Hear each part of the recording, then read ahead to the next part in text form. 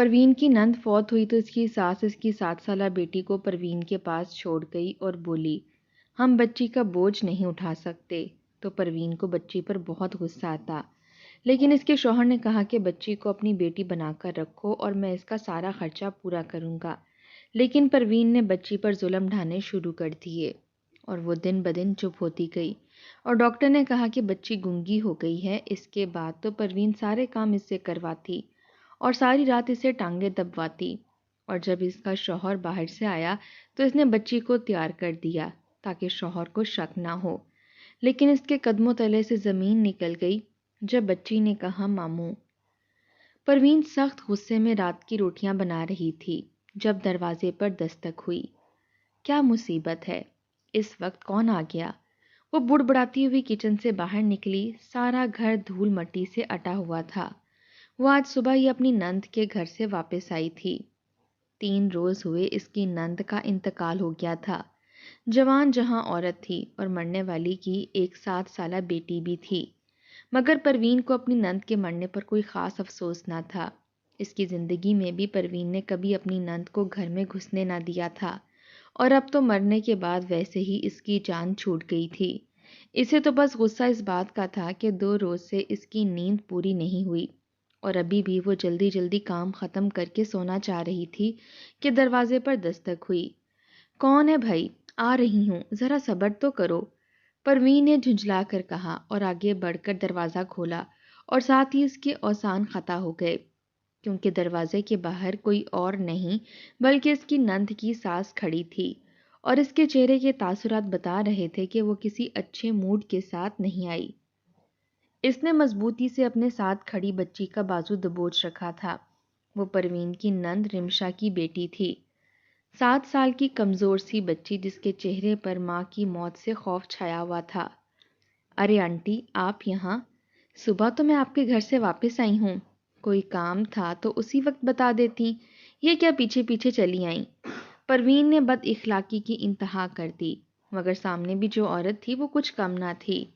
A be be, میں یہاں تمہارا منہ دیکھنے کے لیے نہیں آئی، تمہارا تحفہ تو میں واپس کرنے آئی ہوں جو تمہاری نند صاحبہ نے میرے بیٹے کو دیا تھا۔ 10 سال کی شادی میں ایک دن سکون کا نہ دے سکی میرے بیٹے کو، نہ ہی کوئی بیٹا دیا ہے، بس لے دے کے بس یہی ایک خرچوں کی پوٹلی پیدا کر کے چھوڑ گئی ہے۔ خود تو چلی گئی اگلے جہان، ہم اسے پالتے رہیں، اتنا پیسہ نہیں رکھا ہمارے پاس، سنبھالو اسے، اسی کو واپس کرنے آئی تھی میں۔ ساس نے بچی کو بازو سے پکڑ کر اندر دھکیلا تو پروین ہکا بکا رہ گئی۔ ارے آنٹی رکو، ہم اسے کہاں سے پالیں؟ ہماری کچھ نہیں لگتی، یہ تمہاری وارث ہے، تمہارے بیٹے کی اولاد ہے، بہو مر گئی تو کیا ہوا، اس کا باپ تو زندہ ہے نا، پالو اسے خود ہی، ہم نے پرائے بچوں کو پالنے کا ٹھیکہ تھوڑی لے رکھا ہے۔ پروین نے بچی کا بازو پکڑا اور اسے دوبارہ سے گھر سے باہر دھکا دے دیا۔ وہ باہر روڈ پر جا گری، مگر کسی کو اس کی فکر کہاں تھی۔ اس کی دادی اور پروین تو آپس میں باقاعدہ جھگڑا کرنے لگی تھیں۔ ارے ہم نے کیوں پالنا ہے اسے، ہمارے خاندان میں تو صرف بیٹے پیدا ہوتے ہیں، یہ منحوس تو اس لیے پیدا ہو گئی کیونکہ نہ جانے کس منحوس گھڑی تمہارے خاندان کی لڑکی لے گئی تھی میں۔ اب جب اس کی ماں ہی نہیں رہی تو اسے رکھ کر میں کیا اچار ڈالوں؟ اپنے پاس رکھنا نہیں تو اسے اٹھا کر کسی یتیم خانے میں بھیج دو، یا میری بلا سے یہیں روڈ پر مرنے کے لیے چھوڑ دو، میں تو اس منحوسیت کی پوٹلی کو دوبارہ اپنے گھر ہرگز نہیں لے کر جاؤں گی۔ رمشا کی ساس بڑبڑاتے ہوئے پلٹ گئی تھی۔ 7 سالہ بچی وہیں دروازے کے پاس سہمی ہوئی کھڑی تھی، اس کی آنکھوں میں آنسو آ رہے تھے۔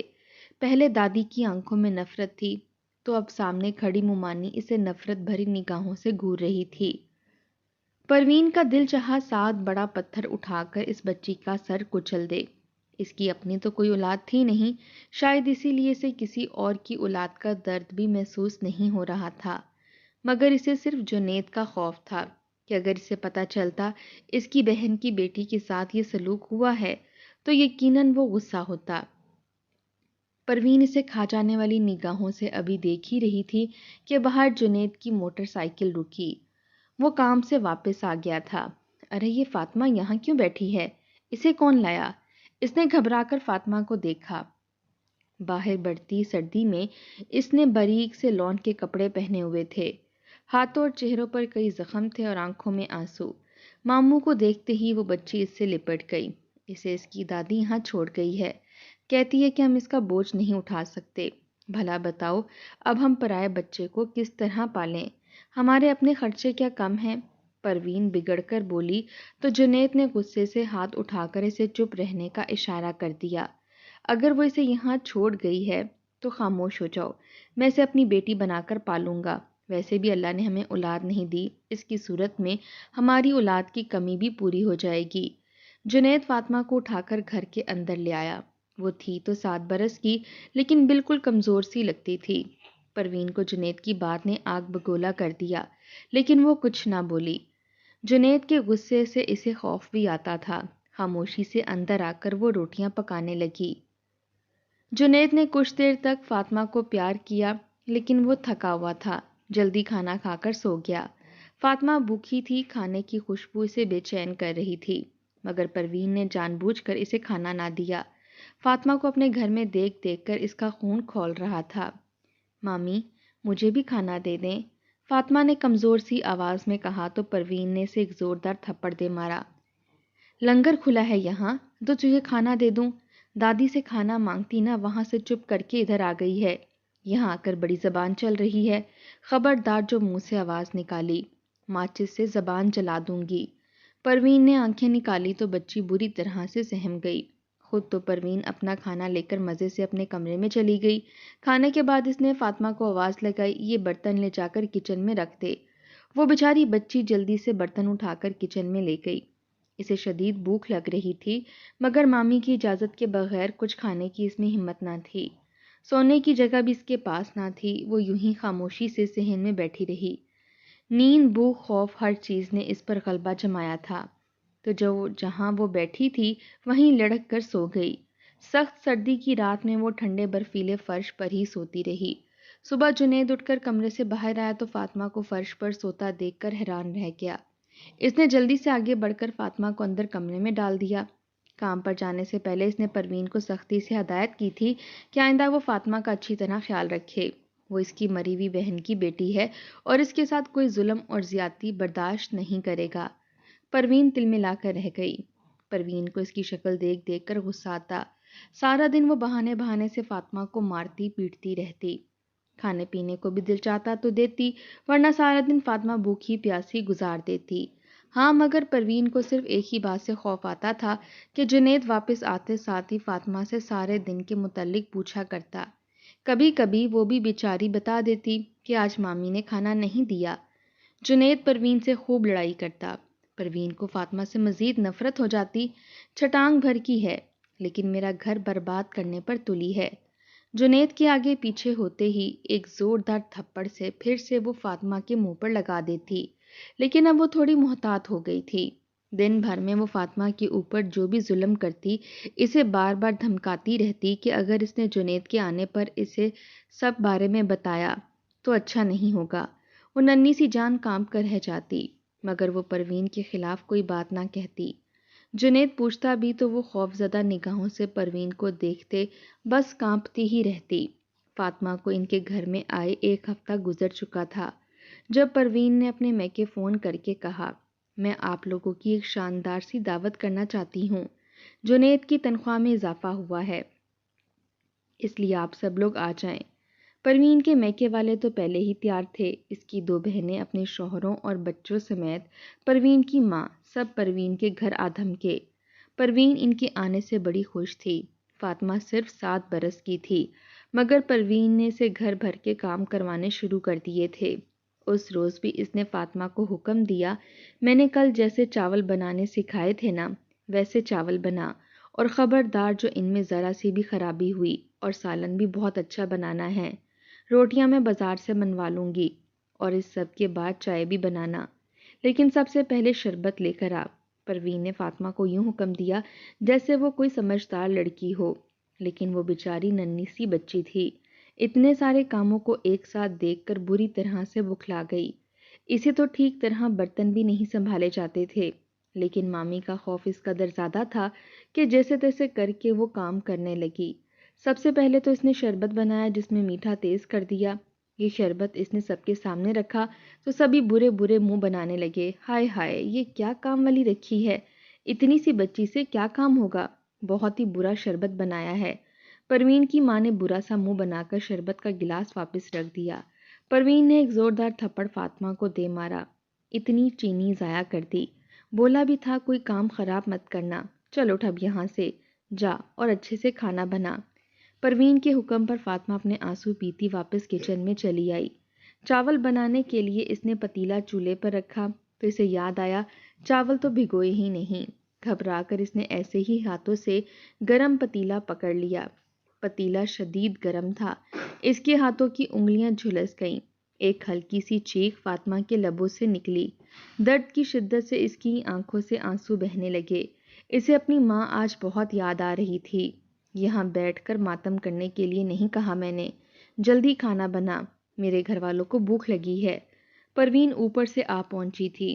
فاطمہ جو دوپٹے کے پلو سے اپنے آنسو صاف کر رہی تھی، وہ گھبرا کر جلدی سے چاول بھگونے لگی۔ اور خبردار، تیری آواز اگر باہر نکلی تو۔ جاتے جاتے بھی پروین نے اسے ڈرانا نہ چھوڑا۔ وہ بیچاری کوشش کرتی رہی، کچھ پروین کا خوف تھا اور کچھ وہ محنتی بھی تھی کہ اس نے کھانا تیار کر ہی لیا۔ تھکن سے چور ہوتے ہوئے اس نے سارے گھر والوں کے سامنے کھانا رکھا۔ کھانے کے دوران بھی وہ اسے بار بار دوڑاتے رہے، اس ڈش میں چاول مزید ڈال کر لاؤ۔ پروین کی چھوٹی بہن حکم دیتی تو وہ جلدی سے چاول ڈال کر لے آتی۔ ٹھنڈا پانی لے کر آؤ، یہ تو گرم لے آئی ہو۔ پروین کی ماں نے نیا حکم جاری کیا تو وہ پانی کا جگ اٹھا کر کچن کی جانب جانے لگی۔ راستے میں ہی اس کے دوپٹے سے اس کا پیر الجھا تو وہ اوندھے منہ زمین پر جا گری۔ کانچ کا جگ ہاتھ میں تھا، وہ بھی زمین سے ٹکرایا اور چکنا چور ہو گیا۔ ہائے ہائے، میرے جہیز کے سارے برتنوں کا بیڑا غرق کر کے رکھ دیا ہے اس لڑکی نے۔ جب سے اس گھر میں آئی ہے میرا تو چین سکون ہی برباد ہو گیا ہے۔ نہ معلوم کس گناہ کی سزا مل رہی ہے مجھے۔ پروین پیچھے سے چلانے لگی۔ فاطمہ گھبرا کر اٹھ گئی۔ کانچ چبھنے سے جہاں جہاں تکلیف ہوئی تھی وہ تو اسے بھول ہی گئی۔ بس یہی یاد رہا کہ یہ تو پروین کے جہیز کا جگ تھا۔ سبھی گھر والے شور مچا رہے تھے، کوئی پانی مانگ رہا تھا اور کوئی کانچ کے وہاں پڑے ہونے کی وجہ سے شور مچا رہا تھا۔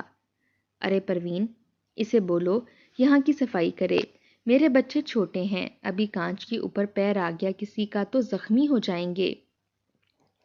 پروین کی بہن نے فکر مندی سے کہا، چل اٹھ نامراد، اب جا کر یہاں سے سارا کانچ اٹھا۔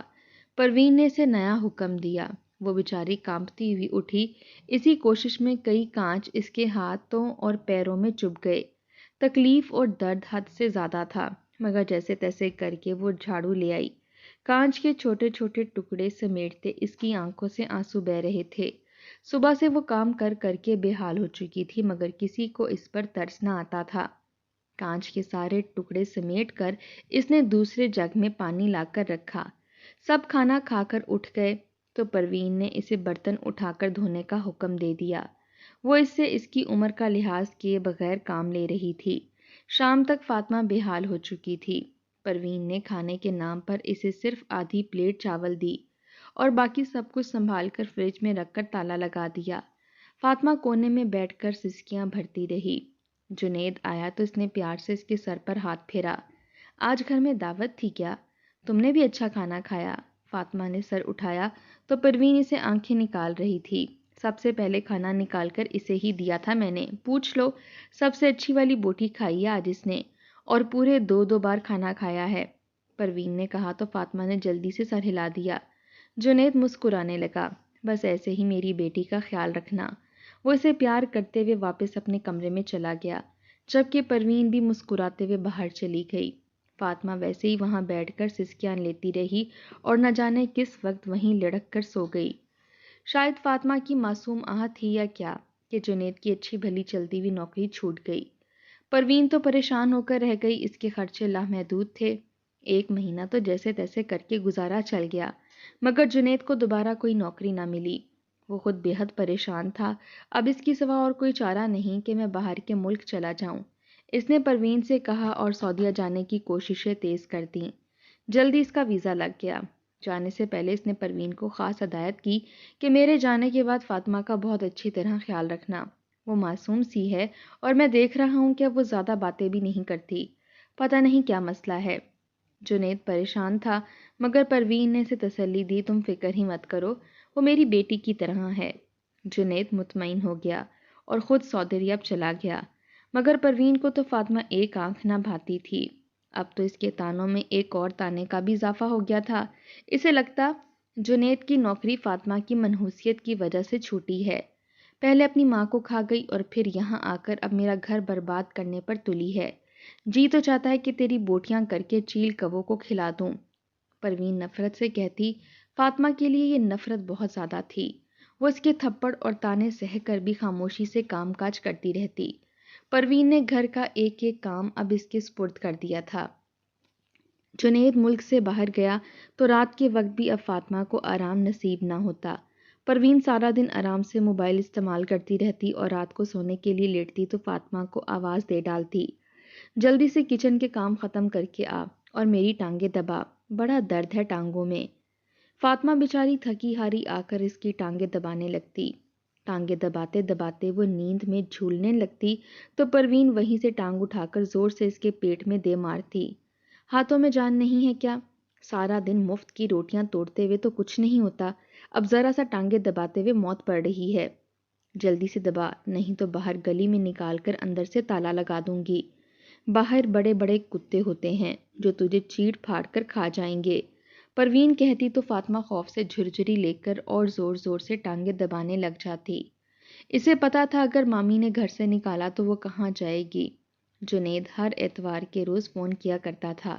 اسے وہاں پر اچھی نوکری مل گئی تھی اور وہ خوب خوش تھا۔ پروین سے حال احوال دریافت کرنے کے بعد وہ ہمیشہ فاطمہ سے بات کروانے کا کہتا، مگر فاطمہ کو موبائل پکڑانے سے پہلے ہی پروین اسے خوب آنکھیں نکالتی۔ خبردار جو اگر اپنے ماموں کو کچھ بتایا تو۔ جنید فاطمہ سے پوچھتا رہتا مگر فاطمہ کچھ نہ بتاتی، اتنا تک کہ جنید کو پریشانی ہونے لگی۔ فاطمہ کوئی بات نہیں کرتی، بالکل خاموش ہوتی جا رہی ہے۔ پہلے تو پھر بھی چند الفاظ بول لیا کرتی تھی لیکن اب تو صرف سر ہی ہلاتی ہے۔ میں نے کتنا عرصہ ہو گیا اس کی آواز نہیں سنی، فکر مندی سے کہتا تو پروین سر جھٹک دیتی۔ بلا وجہ پریشان مت ہو، وقت کے ساتھ ساتھ کچھ بچے بولنا کم کر دیتے ہیں، یہ بھی ایسی ہی ہوگی۔ سارا دن پٹر پٹر باتیں کر کے پہلے میرا سر کھایا کرتی تھی، شکر ہے اب خاموش رہتی ہے۔ پروین کے جواب سے جنید مطمئن تو نہ ہوتا، اسے مزید پریشانی ہو جاتی کیونکہ فاطمہ غیر معمولی طور پر خاموش رہنے لگ گئی تھی، اور یہ بات تو پروین نے بھی نوٹ کی تھی کہ فاطمہ پورا دن میں ایک لفظ بھی نہیں بولتی، بس خاموشی سے گھر کے کام کاج کرتی رہتی تھی۔ پروین اسے اپنے پرانے کپڑے پہننے کے لیے دیتی تو انہیں پہن کر وہ ملنگ لگتی، کیونکہ پروین کی جسامت لمبی تھی مگر بیچاری کو اپنا تن تو ڈھانپنا ہی تھا، اس لیے وہی کپڑے پہن کر پھرتی رہتی۔ ایک روز جنید نے فون کیا اور سلام دعا کے بعد بولا، میرا ایک دوست ہاسپٹل میں بیٹھتا ہے، بچوں کا بڑا اچھا ڈاکٹر ہے، میں چاہتا ہوں تم فاطمہ کو اسے چیک کرواؤ، وہ دن بدن کمزور اور لاغر ہوتی جا رہی ہے، اتنے عرصے سے وہ کچھ بولتی بھی نہیں، ہمارا اتنا خیال رکھنے کے باوجود اس کی ایسی حالت کیوں ہے؟ تم آج اسے چیک اپ کے لیے لے کے جانا۔ پروین تو یہ سنتے ہی ہکا بکا رہ گئی، مگر جانا بھی ضروری تھا، وہ جنید کو انکار نہیں کر سکتی تھی۔ کچھ دیر بعد رکشہ دروازے پر آیا تو وہ نہ چاہتے ہوئے بھی فاطمہ کو لے کر ڈاکٹر کے پاس چلی گئی۔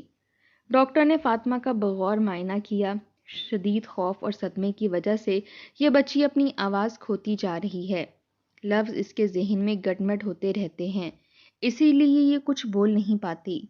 ڈاکٹر نے کہا اور یہ بھی پوچھا کہ کیا گھر میں اس کے ساتھ کوئی زبردستی یا ظلم ہوتا ہے، مگر پروین صاف مکر گئی، گھر میں تو اس کے ساتھ ہم بڑی محبت سے رہتے ہیں۔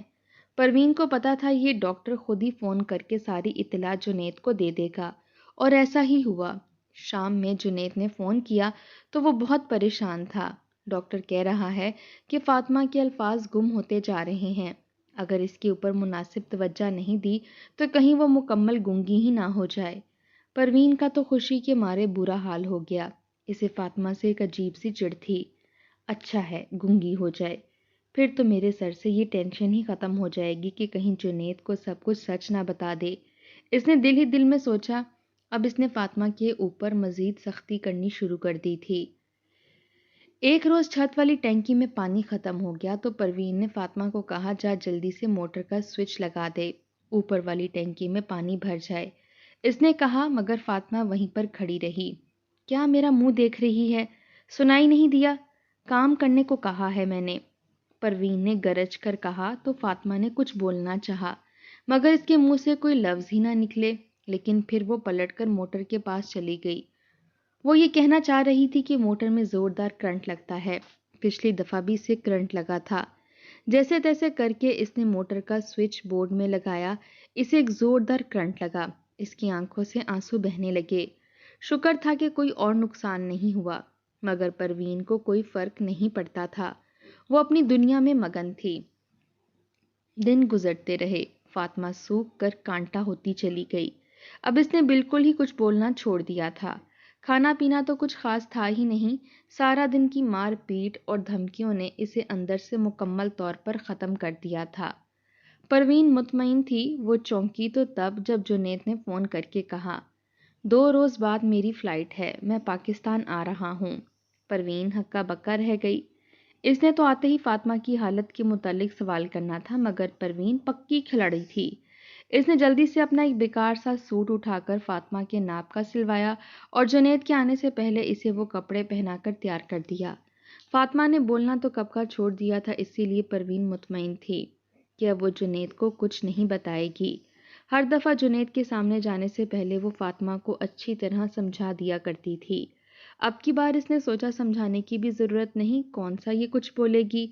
جنید آیا اور پروین سے ملتے ساتھ ہی اس نے فاطمہ کا پوچھا، ارے اندر کمرے میں کارٹون دیکھ رہی ہے، سارا دن کھاتی پیتی عیش کرتی رہتی ہے اور سارا دن کارٹون دیکھتی رہتی ہے، پڑھنے لکھنے کا کہو تو اس کے منہ میں زبان ہی نہیں ہوتی۔